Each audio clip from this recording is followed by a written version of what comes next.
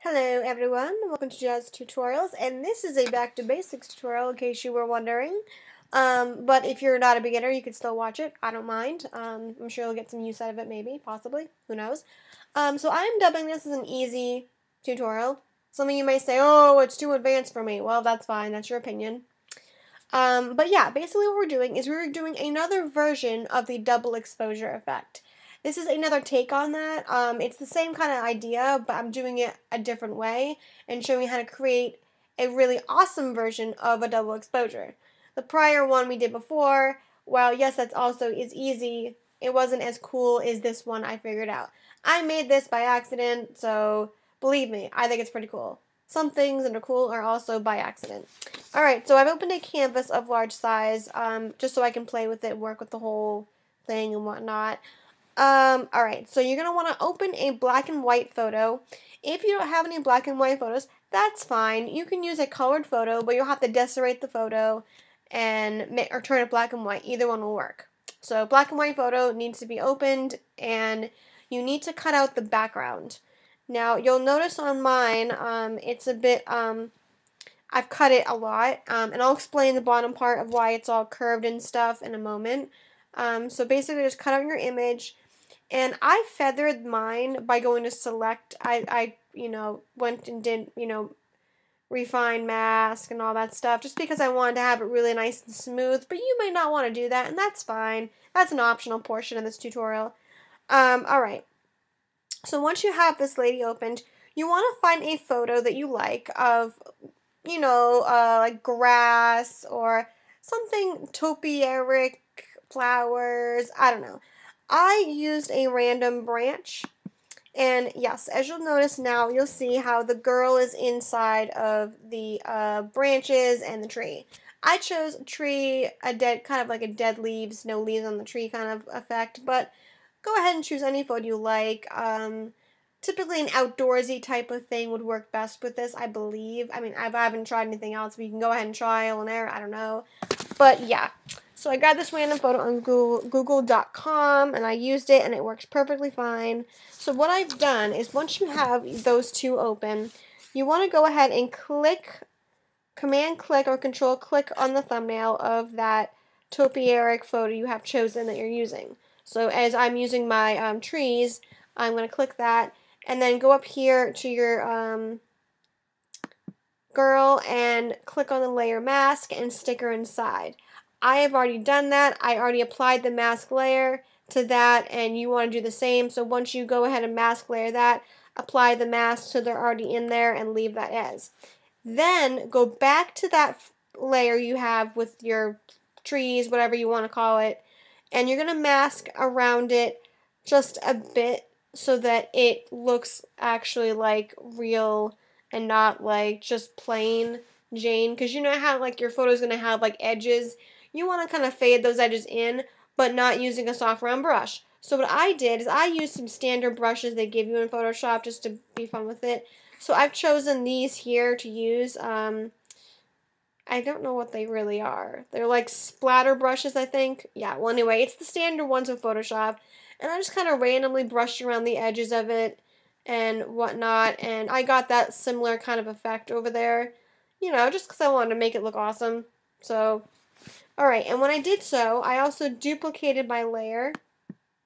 And I duplicated that twice just because, in case something happens, I want to have a duplicated layer. So I did that. And I also went ahead and duplicated my lady layer. And I'll explain to you that momentarily. So the top layer I have on my copied lady is going to be an overlay. I want to contrast her photo in this just to make it look really cool. So I dropped her opacity on that to 70%. Now, here's where the lovely next cool part comes in with the double exposure. Go back to your main layer, mine's layer 2, and you want to set that layer to screen. Wow, I almost said soft light. I meant screen, guys. Set that to screen, and she will then be inside of that, and it looks really cool. Awesome, right? Okay, now this could be the end of your lovely tutorial, and this would be really cool and stuff. But you know me, I like to always go a step further and make it even twice as awesome as it looks. So once you have that the way you like it, I like mine there, go ahead and go up to layer, and we're going to merge the entire, flatten the image, or merge visible rather, whatever. Actually, no, yeah, flatten image, because if you do the merge visible, it won't merge the two blending effects, so flatten your image. Do not do merge visible. Alright, flatten that. And then we're going to go over here. And over here on my lovely little adjustments section, we're going to choose photo filter.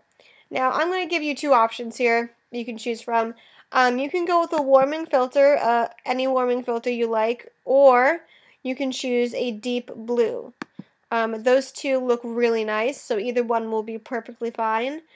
So I'm going to go with a warming filter, just because I like warming filters. Okay, now we're going to go yet another step forward and make this even twice as cool. Now, you don't have to do this, it's optional, you can stop right here, it's cool as it is, but I want to show you guys something even cooler that I figured out, and I did this by accident yet again. So go ahead and grab your lovely rectangular marquee tool, and just make a square or rectangle, whatever shape you want.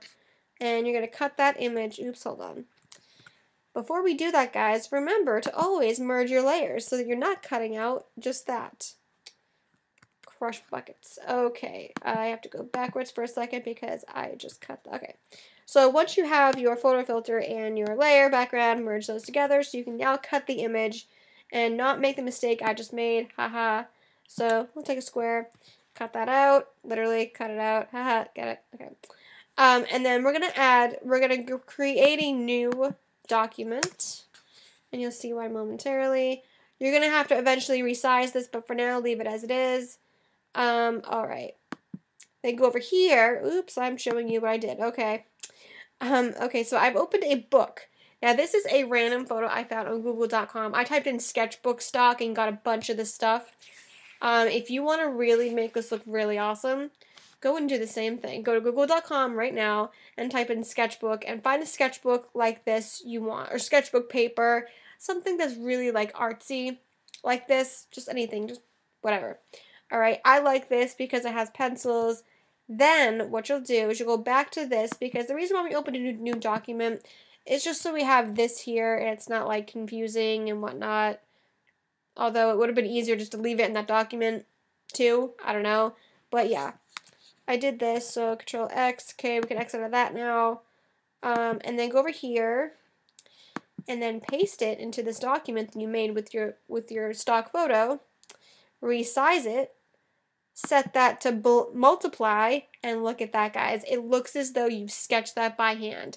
How freaking cool is that? I kid you not, this was an accidental tutorial. I did not even mean to make this. It happened by accident, and I went ahead and played with it more and got this cool effect. I like it. I think it's cool. I hope you enjoy this. I hope it was simple for you. I know there were a lot of steps in me talking and making nonsense, but hopefully it was easy to follow. If you have any questions whatsoever, you know to comment below. You can also inbox me. If you have a suggestion, you can also inbox and comment. I do try and get back to you in timely fashion. Maybe not right away, but I never ignore. I always get back to you at some point. So thank you for watching. Thank you for subscribing. Thank you for liking and doing what you do. You guys are awesome, which is why we here are Team Awesome. If you're not part of our team of awesomeness, click subscribe, become one of us, and trust me, you will not regret your decision. So I will see you guys later in the week with a regular tutorial. And alright, bye.